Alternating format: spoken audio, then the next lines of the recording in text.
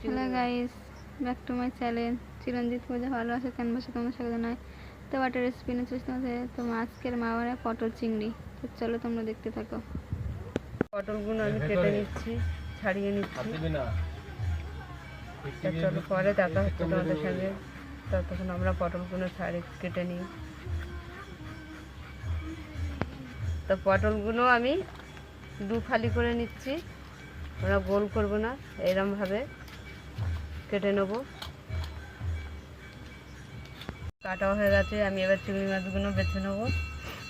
এলেই দেখ খালাতে কত বুঝতে পারবি। হ্যাঁ, তো তুমি কেটে নেব। এইটা বলে বাজে একটা চিংড়ি মাছের এই শিরাটা ফেলে দিতে হবে, শিরাটা ফাটিয়ে দে। থাকে।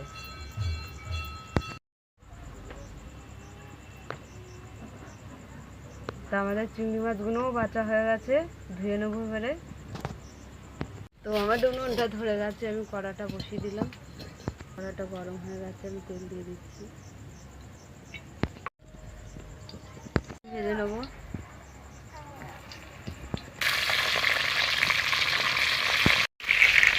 তো পটলগুলো আমাদের ভাজা হয়ে গেছে, আমি তুলে নিচ্ছি। হাত লেগে গেছে, জানো হট পরে আমার হাতে বেশি। তা আলুগুলো ভেজে নেবো। কিচ্ছু হবে না।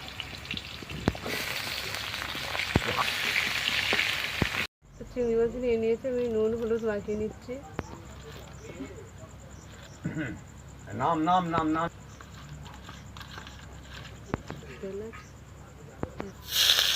চিংড়ি মাছগুলো আমি ভেজে নিচ্ছি।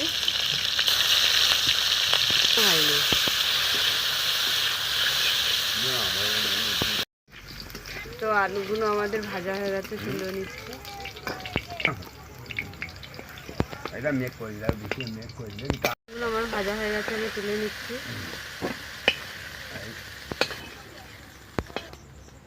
কড়াতে তেল দিয়ে দিলাম। আর পা ঢুকবে না। তো আমি এখানে দুটো দারচিনি দিয়ে না, দিচ্ছি, ঢুকবে না। একটা এলাচ দিয়ে দিলাম, গোটা জিরে দিয়ে দিলাম, না ওটা পা ঢুকে যাবে। তেজপাতা দিয়ে দিলাম, পেঁয়াজ দিয়ে দিলাম,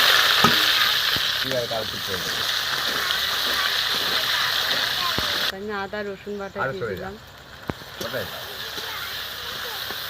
জিরে পাউডার দিয়ে দিলাম, লঙ্কার গুঁড়ো দিয়ে দিলাম,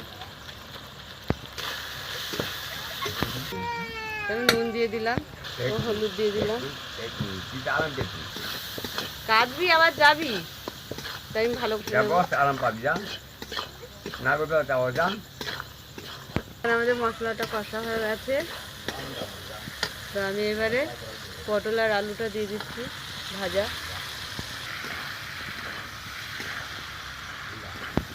তো আমি চিংড়ি মাছটাও দিয়ে ভালো করে কষে নেব।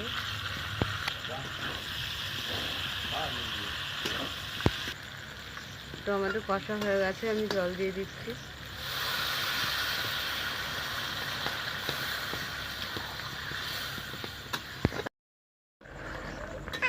তো আমাদের চিংড়ি পটল হয়ে গেছে, এবার নামিয়ে নিচ্ছি।